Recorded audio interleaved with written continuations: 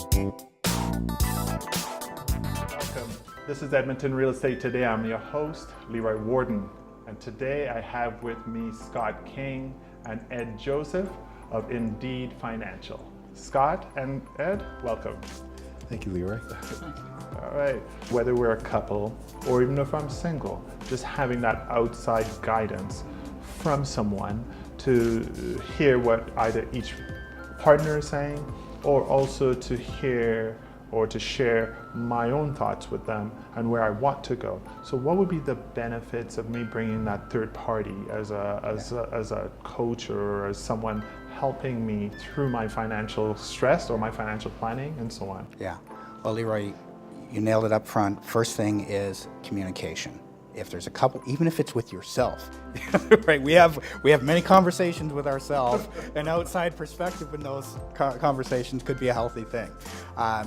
So that a financial coach will remove the emotion, start dealing with facts, help communication with your significant other or even yourself. Yeah. The other thing that we do is we follow a system. Okay, we first find out where every dollar is going. Okay, we look it square in the eye. We then put in a system to say, all right, now we're only going to spend this much. First half of financial coaching is defense. Where are we spending?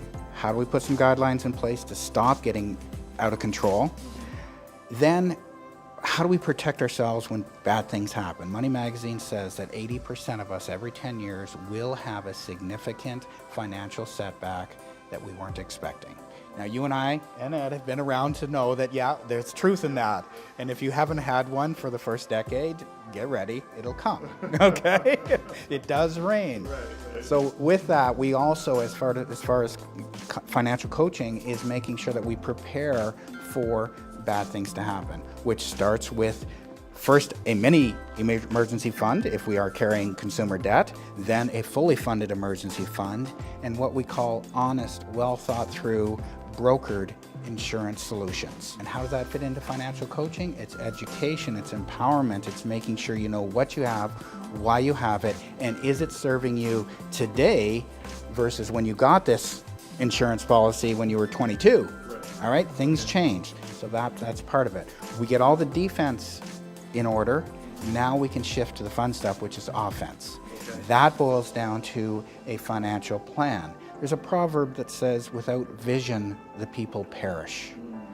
Without a financial plan, your money perishes. Okay?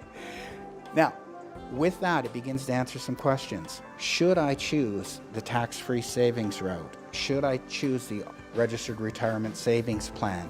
Should I save for my kids' education and get that 20% grant? What is the priority? Should I pay down my mortgage? We have strategies that will accelerate your mortgage pay down beyond anything you would have expected if you just went to the traditional bank. Okay. But my point, and I get very nervous when your broke brother-in-law gives you advice on your financial plan. You should have a TFSA. It's like, slow down here.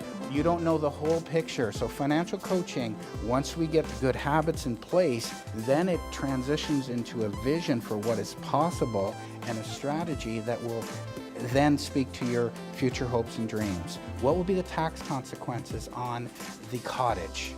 How are we going to make sure that the kids aren't left with a huge tax bill? There's strategies to make sure that's in order. So when we say financial coaching, this isn't someone giving you a couple of coaching tips. It culminates in an incredible financial plan and vision for what is possible for your retirement and the next generation. You know, I've been in sports all my life. Yes. And I've done coaching after being involved in sports playing.